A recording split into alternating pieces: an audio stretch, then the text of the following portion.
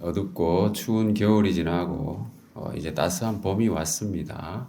어제는 봄비도 내리고 나무들은 꽃봉오리가 조금씩 피어오르고 있죠. 밝은 낮의 길이도 많이 길어졌습니다. 춘분이 지나면 완전히 역전되잖아요. 그러나 아직도 세상은 춥고 어두운 것 같습니다. 영적인 의미에서 보면 아직 겨울이라는 겁니다. 법 질서가 무너지고 공정과 상식이 사라지고요. 힘있고 목소리 큰 사람이 득세하는 그런 세상이죠. 서로를 향해서 고소고발이 난무하는 사회고요. 거짓이 진실을 이기려고 드는 적반하장이 도를 넘는 그러한 세상입니다. 사람들은 마음을 닫아 걸어 잠그고 또 자기만의 세계에서 나오지 않는 그런 사람들도 있죠. 얼마 전에는 초등학교 1학년 학생을 그 학교 교사가 살해하는 그런 끔찍한 일을 저지르기까지 했습니다. 어둡고 추운 날들이 계속되고 있습니다.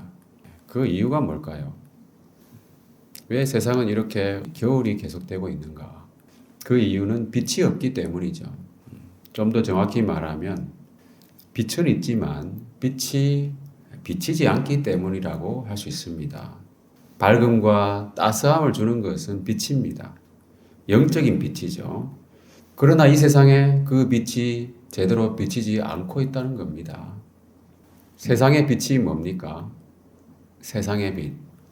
마태복음 5장 14절에 보면은 너희는 세상의 빛이다 라고 예수님께서 말씀하셨어요.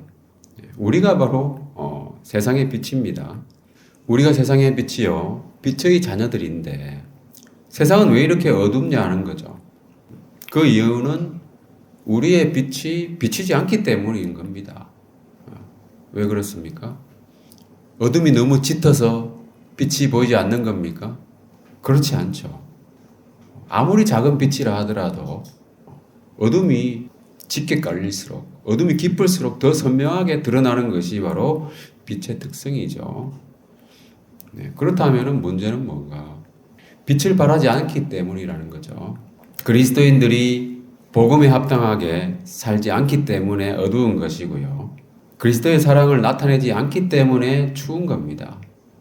우리가 세상의 빛으로서 복음의 빛을 제대로 발하지 못하고 있다는 겁니다. 우리는 세상의 빛이고 빛을 비출 수 있는 모든 것이 갖춰져 있어요. 그렇지만 등불을 켜지 않고 있다는 겁니다. 오늘 본문 말씀에 보면은 누구든지 등불을 켜서라고 했어요. 등불을 켜야 되는 겁니다. 등불을 보관만 할 것이 아니라 켜야 된다는 것이죠. 그래야 빛을 볼 수가 있는 거예요. 주님께서 우리를 세상의 빛으로 세우셨는데 그것은 그 빛을 보게 하려 함이라. 목적이 분명한 거예요. 빛을 비추게 하기 위해서 우리를 세상의 빛으로 세우셨는데 우리는 빛을 제대로 발하지 못하고 있다. 그 말은 무슨 말이냐 하면 우리 그리스도인들이 빛을 비추기 위한 등불을 제대로 켤 줄 모른다는 거죠. 어떻게 켜야 됩니까? 여러분 등불을 보면은 이와 같이 심지를 통해서 기름을 태우는 겁니다. 이것이 바로 등불이 빛을 내는 원리죠. 우리가 빛을 비추려면 어떻게 해야 되느냐? 등불이 자기를 태워서 빛을 내듯이 우리도 자신을 태워야 되는 거예요. 성령의 기름 부음을 받아야 하고 하나님의 은혜로 뜨거워져야 되는 겁니다. 그러면 빛이 나는 거예요. 빛을 비춘다고 하는 것은 이와 같이 기본적으로 자기 희생을 전제로 하는 겁니다. 그런데 지금 우리의 현실을 보면은 교회가 복음의 빛을 드러내기보다는 사리사욕을 챙긴다는 거죠. 교회 성직자들이라고 불리는 사람들과 그 교회 장로들과 교회 전체가 기업화되고 있고 정치 세력화되고 있습니다. 이익에 몰두하고 있습니다. 희생과는 거리가 먼 모습입니다. 그래서 사람들은 마음을 닫는 거예요. 그러니까 차가워지는 거죠. 복음의 빛이 들어갈 수 있는 기회를 차단하고 있습니다.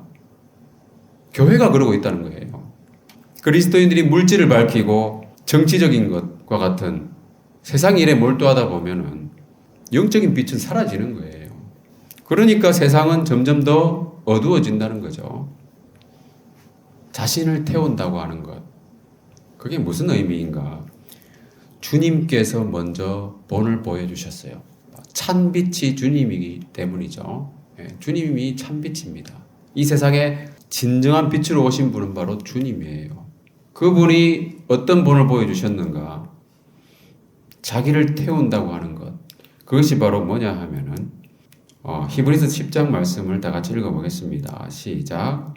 이에 내가 말하기를 하나님이여 보시옵소서 두루마리 책에 나를 가리켜 기록된 것과 같이 하나님의 뜻을 행하러 왔나이다 하셨느니라. 이 뜻을 따라 예수 그리스도의 몸을 단번에 들이심으로 말미암아 우리가 거룩함을 얻었노라. 예수님께서는 하나님의 뜻을 행하러 오셨다고 그랬어요. 그래서 그 뜻은 뭔가? 그 뜻을 따라서 예수님이 무엇을 하셨냐 하면은 십자가에서 자신을 제물로 들으셨다는 거예요. 자기 몸을 들이셨다는 겁니다.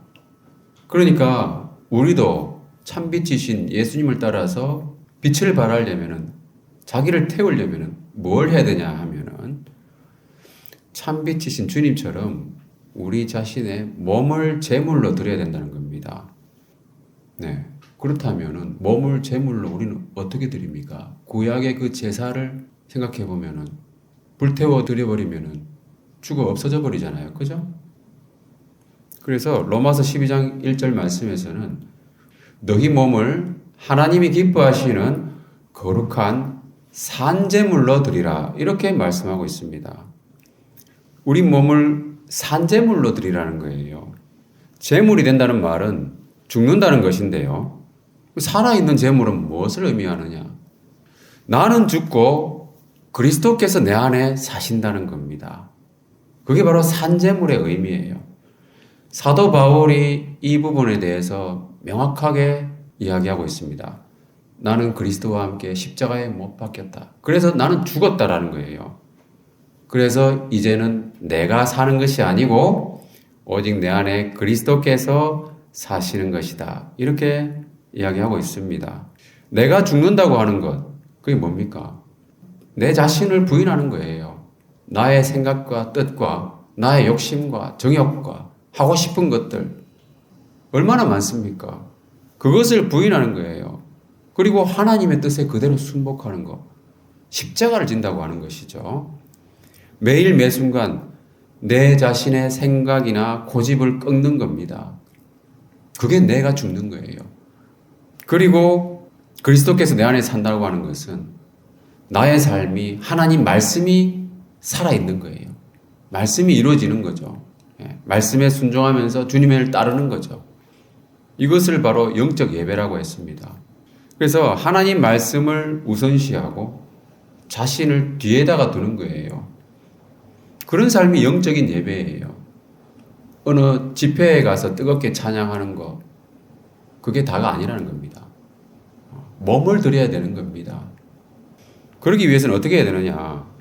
하나님의 말씀을 우선시하고 자신을 뒤에 둔다는 말은 내가 충분히 낮아지고 겸손해지지 않으면은 그 불가능한 겁니다.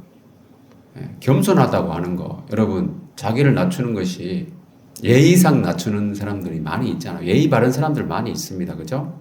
물론 그것도 겸손의 일종입니다. 그러나 그 겸손의 정말로 본질적인 의미는 뭐냐면 내 자신을 부인하는 겁니다. 그러면서 하나님 말씀을 위에 두는 거죠. 하나님 말씀을 사모하고 자주 읽고 묵상하고 그것을 어떻게 내 생활에 적용할 것인가 연구하고 고민하고 기도하고 실천하려고 노력하고 이거예요. 그러니까 말씀을 많이 알아야 돼요. 말씀을 가까이 하고 말씀을 가까이 하는 사람이 하나님 앞에서 겸손한 사람이에요. 자기 생각을 자꾸만 앞세우는 것보다는. 그래서 우리 몸을 산제물로 드린다고 하는 것은 겸손하게 말씀을 행하는 것을 의미하는 거예요. 이것이 바로 복음에 합당한 삶이고 이것이 바로 등불을 켜는 것입니다. 우리가 자기 자신을 낮추고 그죠? 겸손히 자신을 태우는 그러한 삶, 등불을 켜는 자기가 타고 있을 때 결코 몸과 마음이 편하겠습니까, 여러분? 결코 편하지 않다는 겁니다. 그러니까 희생이에요. 그렇게 자신을 낮추고 겸손히 제물이 되었을 때 어떤 결과가 발생하느냐?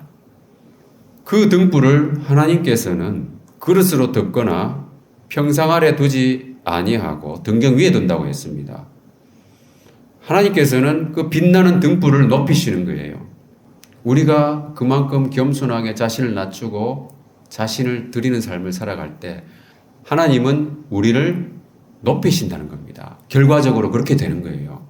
자기가 높아지려고 올라가서 높아지는 것이 아니고요. 이게 아주 중요한 영적인 원리입니다. 예수님이 말씀하셨잖아요.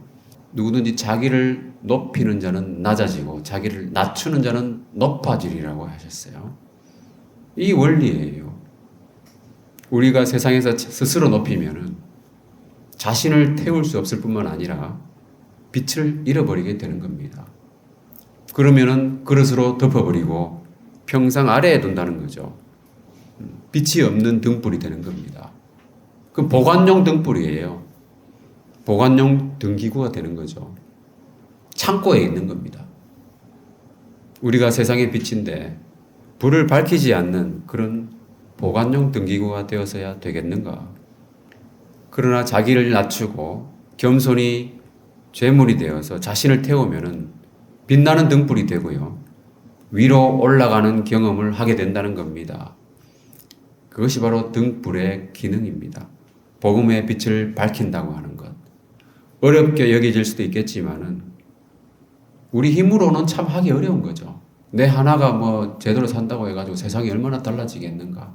그죠? 나도 하고 싶은 거 많은데.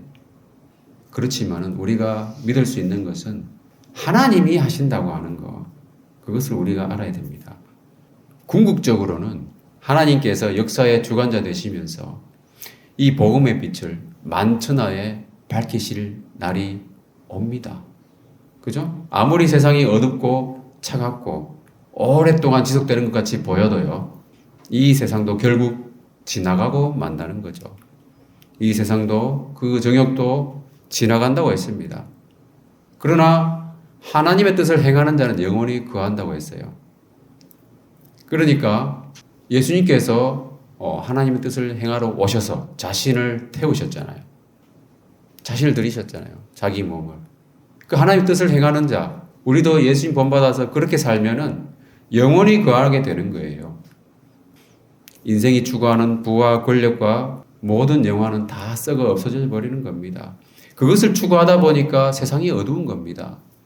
그러나 우리 그리스도인 한 사람 한 사람이 하나님 나라를 생각하고 복음의 빛을 발하고 그러한 삶을 살게 되면 전체적으로 하나님 아버지께서 주관하셔서 하나님 나라를 확장하시고요. 그리고 마지막에 주님께서 다시 오셔서 하나님 나라가 완성될 때는 복음의 빛이 만천하에 드러나는 거예요. 모든 사람이 지금 예수님을 부인하는 사람들까지도 그때는 예수 그리스도를 주라 시인할 수밖에 없다는 겁니다. 그때는 이미 늦었죠. 그죠? 늦은 상태예요. 시험 치고 난 뒤에 자기가 틀렸다고 인정하는 거잖아요. 그죠? 그 상태가 되는 거예요. 그 시험지를 바꿀 수는 없잖아요. 결국은 모든 사람이 하나님 아버지께 영광 돌릴 수 있도록 무릎을 꿇게 된다는 겁니다. 그리스도 예수님 앞에. 그래서 물이 바다를 덮음 같이 여호와의 영광을 인정하는 것이 세상에 가득해진다고 하는 겁니다.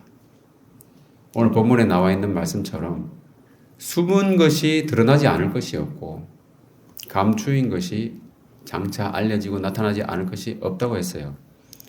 궁극적으로는 복음의 빛이 온 세상에 퍼지게 될 것이다 하는 말씀입니다. 위로가 되는 말씀이죠.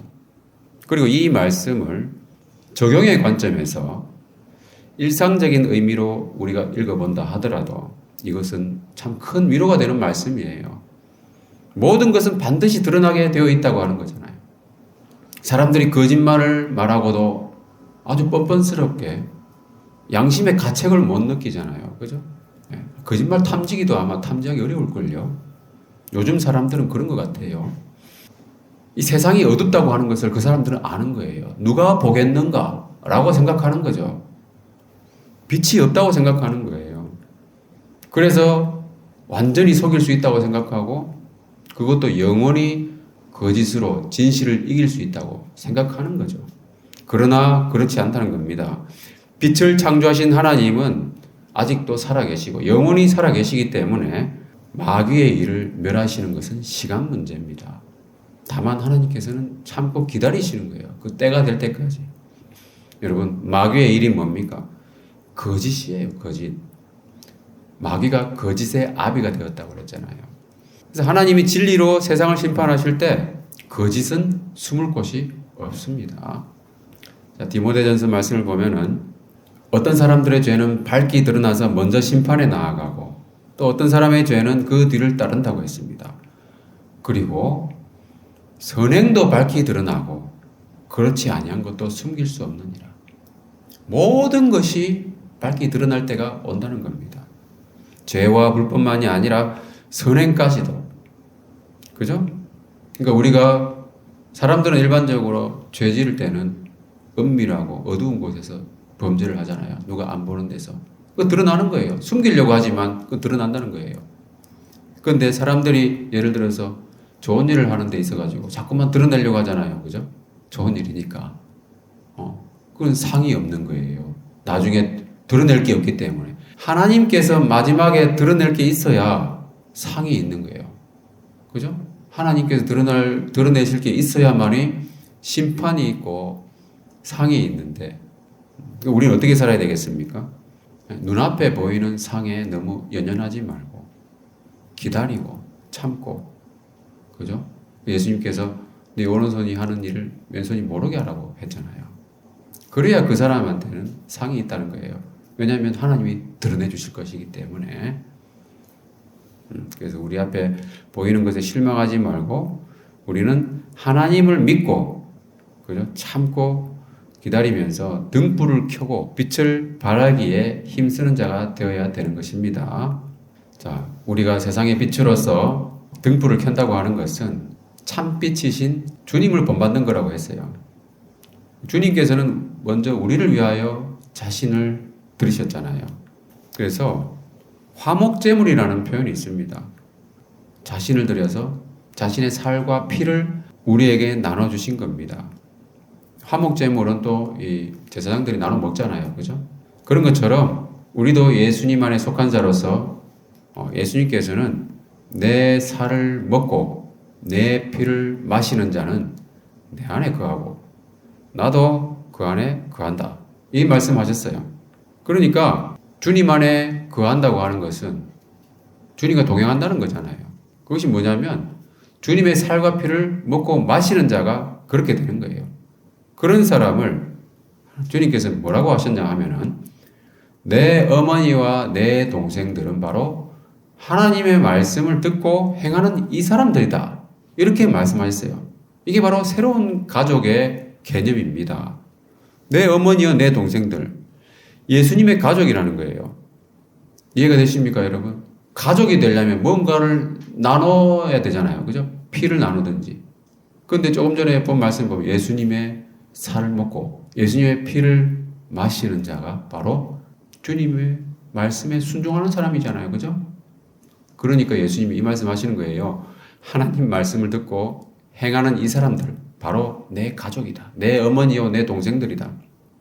그래서 우리가 가족이 되는 방법을 여러분들 다 아시겠지만 잠깐 정리해 보자면 가장 우리가 일반적으로 쉽게 가족이 되는 방법은 뭡니까? 혈통으로 되는 거죠. 혈육으로서 피를 나눈 사람은 가족입니다. 가장 기본적인 방법이죠. 그리고 사랑으로 맺어진 법적 관계도 가족입니다. 그래서 부부만큼 가까운 사람이 있습니까? 정말 그저 피를 나누지 않았지만은 부부는 정말 한 몸이잖아요. 그래서 피를 나눴다고 항상 가까운 건 아니에요.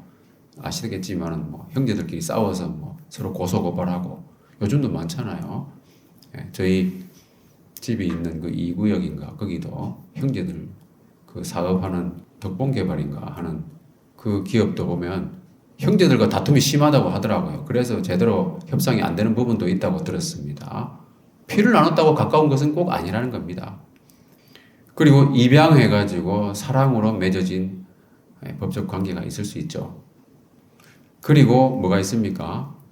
뜻을 함께 나눈 사람도 가족입니다. 정말로 가족, 우리가 일반적으로 말하는 그 가족 이상이에요. 의형제로 맺어진 가정이라든지 우리 삼국지 보면은 나오잖아요, 그죠? 예. 유비, 관우, 장비가 의형제지만 진짜 친형제 못지않게 의리를 다하잖아요. 그리고 여러분 아시다시피 마피아 같은 어떤 특수 조직이 있잖아요. 그 사람들은 조직원이 될 때에 피를 내고 그걸로 맹세하는 거예요. 그래서 그 조직의 어떤 규율을 어기면은 목숨을 앗아가는 그런 무시무시한 조직이 있잖아요. 그죠? 예. 그런 조직도 자기들 스스로 패밀리라고 말하고 있어요. 그 용어를 씁니다, 실제로. 그것도 가족이에요. 그리고 마지막으로 뭐가 있겠습니까? 영을 나눈 사람이 가족입니다. 조금 전에 말씀드린 것처럼 하나님 말씀, 영이라고 하는 것은 말씀이에요. 네. 그래서 주님의 살과 피를 먹고 마신 사람, 이 사람들이 가족이 되는 거죠. 근데 간혹 이제 혈육도 중요하지만 혈육만 강조하는 사람들이 있어요. 그죠? 혈육에만 집착하는 경우가 들어 있는데 잘 들여다보면은 자, 여기 보면은 뭐라고 되어 있습니까? 인류의 모든 족속을 한 혈통으로 만드셨다고 했잖아요. 그죠? 여러분도 아시겠지만은 우리가 누구의 자손입니까? 아담의 자손이죠. 그죠? 그리고 동시에 노아의 자손입니다. 그죠? 우리 노아의 후손이에요. 그 우리의 가장 높은 할머니 누굽니까? 우리 할머니 뭐 이렇게 조금씩 올라가잖아요. 뭐. 예. 하와가 우리의 가장 높은 할머니예요. 하늘나라 가면은 하와도 할머니의 모습으로 있는 것이 아니고 가장 젊고 아름다운 뭐 20, 30대 그 모습으로 있겠죠. 그죠? 예. 우리 모두가 하늘나라 가면은 그 모습으로 되는 거예요. 성인이 됐을 때 가장 멋있고 아름다운 모습. 하나님이 그렇게 우리를 새롭게 해주십니다. 예. 자, 그래서 고린도전서 말씀에도 보면은 혈과 육은 하나님의 나라를 이어받을 수 없고 썩는 것은 썩지 아니하는 것을 유업으로 받지 못한다고 했습니다. 그래서 혈육도 정말 중요합니다. 그것은 기본적인 관계고 하나님께서 십계명에서도 부모를 공경하라고 했기 때문에 그것은 결코 소홀히 해서는 안 되는 부분이에요. 그렇지만은 혈육이 다가 아니다. 이 외에도 여러 관계가 있을 수 있다고 하는 거 기억하시고, 자, 하나님 나라를 이어받을 수 있는 가족은 뭐겠습니까? 조금 전에 이 네 가지 중에서 영을 나눈 사람들이겠죠. 그래서 이 가족이 되는 방법 중에서 1, 2, 3번은 한시적인 것이죠. 결국 세상에 속한 겁니다. 그것이 아무리 끈끈하고 친밀하고 하더라도 그러니까 가족을 떠나보낼 때 너무나도 슬프잖아요. 그죠? 슬픈 거예요. 왜? 너무 가까운 사람들이었기 때문에. 그러나 이것은 한시적이다. 그러나 영을 나눈 사람은 뭡니까? 하나님 나라를 함께 유업으로 받기 때문에 뭡니까? 영구적이고요. 이것은 하나님께 속했기 때문에 영원한 것입니다. 그래서 우리가 한시적인 가족도 되면서 영구적인 가족이면은 제일 좋겠죠. 그죠? 동시에 이 두 가지가 충족되면 얼마나 좋겠습니까? 그런 상태에서 한시적인 가족을 잠시 떠나 보낼 수 있어요. 슬픔이 크겠지만은 우리가 영구적으로 가족이기 때문에 슬픔과 동시에 감사가 있는 거잖아요. 하나님의 약속이 있기 때문에 그런 겁니다. 자, 정리하자면 등불을 켜서 복음의 빛을 비춘다고 하는 것은 바로 주님의 가족의 일원으로 살아가는 것이라고도 말할 수 있습니다. 자, 이러한 특권을 주신 것이 참 귀하고 감사한 거죠. 그러나 우리가 오해하지 말아야 할 것은 이렇게 복된 삶을 산다고 하는 것이 우리 육신의 편안함을 보장해 주는 것은 결코 아니라는 거예요. 아까도 얘기했지만 자신을 태우는 거잖아요. 그죠? 예. 그래서 우리가 발을 땅에 딛고 살아간다고 하는 거잖아요. 그것은 지표면에 굴곡을 다 경험하는 거, 느끼는 겁니다. 세상의 영향으로부터 분리될 수도 없을 뿐더러 주님께서 우리와 함께 하시면 모든 일이 다 잘 됩니까? 예? 여러분 그것은 주술이에요. 주술. 예. 그 신앙에서 그렇게 가르치지 않습니다. 하나님이 형통하게 하신다고 그랬잖아요. 요셉을 한번 생각해 보세요. 성경의 인물 중에서 가장 형통했던 사람의 대명사가 창세기에 나오는 요셉이잖아요. 그죠? 그 요셉은 하나님이 형통했다. 나중에 총리까지 올라갔잖아요. 그죠? 이집트에. 그 당시에 가장 강대국이었던 이집트의 총리가 됐어요. 그러나 요셉은 인신매매를 당했습니다, 여러분. 사람들이 자기 아들, 자기 자녀를 놓고 기도할 때 요셉처럼 되게 해주세요. 그렇게 기도하시는 부모님들 있잖아요. 인신매매를 당하기를 바라겠습니까, 여러분? 자기 자녀들이. 말도 안 되는 얘기잖아요. 팔렸어요. 그리고 감옥에 갔어요. 모함을 받아가지고. 그렇게 되기는 바라지 않으면서 형통하기만 바란다고 하는 그것은 완전히 주술이라는 겁니다. 신앙은요, 내 뜻대로 형통하는 것이 아니라 하나님 뜻대로 형통하는 거예요. 그러니까 요셉이 감옥에 있어도 하나님은 형통하게 해주시고 종으로 팔려가도 형통하게 해주신다는 거예요. 요셉은 그 과정에서 엄청나게 슬픔과 고난 가운데 울고 불고 했다고 하는 기록이 있습니다, 여러분. 성경에는 나오지 않지만은 마찬가지예요. 주님과 함께하던 제자들도 그것을 경험했잖아요. 주님이 병도 고치고 기적들도 많이 행하시는데 무슨 걱정이 있겠습니까? 그죠? 근데 배 타고 가다 보니까 주님은 주무시고 자기들은 죽을 위기에 처해 있다는 겁니다. 일이 잘 안 풀리는 거예요, 쉽게 말하면. 주님은 분명히 그 배에 타고 계셨지만은 광풍이 호수로 내리쳤다는 거예요. 그죠? 그 예수님이 분명히 타고 계셨지만은 그 배는 잠길 위험에 처해 있고 제자들은 죽을까봐 두려워 떨고 있었다는 겁니다. 고난의 시기는 반드시 온다는 거예요. 그러나 주님은 그 상태에서도 함께 계신다고 하는 거. 그 사실을 기억해야 되는 거예요. 그러니까 우리는 어떠한 고난이 오더라도 주님만 함께 하시면은 그 위기를 극복하고 구원을 얻을 수 있다고 하는 거죠. 자, 이사야 43장 말씀을 보면은 다 같이 읽어보겠습니다. 시작. 네가 물 가운데를 지날 때에 내가 너와 함께할 것이라. 강을 건널 때에 물이 너를 침몰하지 못할 것이며 네가 물 가운데로 지날 때에 타지도 아니할 것이요 불꽃이 너를 사르지도 못하리니. 네, 물 가운데로 지나지 않게 하시겠다는 약속은 없습니다. 그죠? 불 가운데로도 마찬가지입니다. 그러나 하나님 약속은 뭡니까? 그런 물불의 환난 가운데서도 함께 하시겠다는 것이 바로 하나님의 약속인 거예요. 전능하신 하나님이 함께 하시면 무엇이 걱정이겠습니까? 그죠? 근데 이것은 믿음의 문제라는 겁니다. 이 하나님이 함께 하심을 믿는다면은 그 위기나 고난이나 어려움이 있을 때 평안할 수가 있는 거예요. 몸은 좀 힘들어도. 그죠? 그렇지만 믿지 못하면은 불안하고 불만족스러운 거죠. 그러니까 마음이 힘들면은 진짜 모든 것이 힘들잖아요. 그죠? 그렇게 되는 거예요. 근데 제자들이 그런 상태였어요. 분명히 주님이 함께하고 계셨는데도 배가 잠겨서 죽을까봐 무서워했다는 겁니다. 그래서 예수님을 막 깨웠죠. 예수님을 깨웠더니 주님께서 바람과 물결을 잔잔하게 다스리셔가지고 잔잔하게 하셨어요. 그때 주님이 하신 말씀이 뭡니까? 너희 믿음이 어디 있느냐? 이렇게 말씀하셨어요. 이 믿음의 문제라는 거예요. 내가 여기 있는데 도대체 왜 두려워하느냐? 그죠?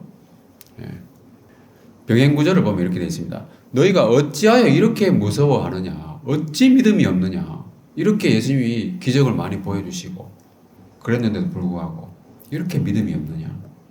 우리 사람들의 마음은요 쉽게 무뎌집니다, 여러분. 하나님의 은혜를 정말 경험했다가도 금방 잊어버리고요. 그러니까 믿음이 사라져버리는 그런 경우가 많이 있잖아요. 그러니까 우리가 자주 주님 앞에 나아가서 우리의 주파수를 주님께 맞추듯이 믿음을 새롭게 매일매일 날로 새로워져야 된다고 하는 거예요. 우리의 속사람이. 제자들은 예수님이 진짜 하나님의 아들인지 잘 몰랐던 것 같아요. 그래서 무서워하지 않았겠는가? 그걸 믿지 못했고요. 자, 여러분 어떻습니까? 어려움이나 위기가 닥칠 때에 불안하고 무섭지 않습니까? 예수님이 하나님의 아들이심을 믿습니까? 그리고 그 예수님이 여러분과 함께 하심을 믿습니까? 그렇다면 불안해할 필요가 없습니다. 무서워할 필요도 없고요. 그런데 우리가 알아야 될 것은 불안해하고 무서워하면 자기만 손해인 거예요. 그죠? 중요한 건 뭡니까? 그런 상황에서라도 제자들이 그랬던 것처럼 주님을 깨워야 되는 거예요. 그죠? 주님을 붙잡고 간구해야 된다고 하는 겁니다. 그럴 때 주님께서는 바람과 물결을 명하셔서 순종하게 하신 거예요. 그때 제자들이 가졌던 의문이 바로 이거였죠. 도대체 이 사람이 누구냐? 하는 겁니다. 도대체 이 사람이 누구길래 바람과 물을 명하여 순종하게 하는가? 자, 여러분, 누굽니까? 바람과 물을 다스리는 분은 누굽니까? 예전에 바람과 물을 다스렸던 분이 있었죠. 이스라엘 사람들은 많이 알고 있었을 거예요.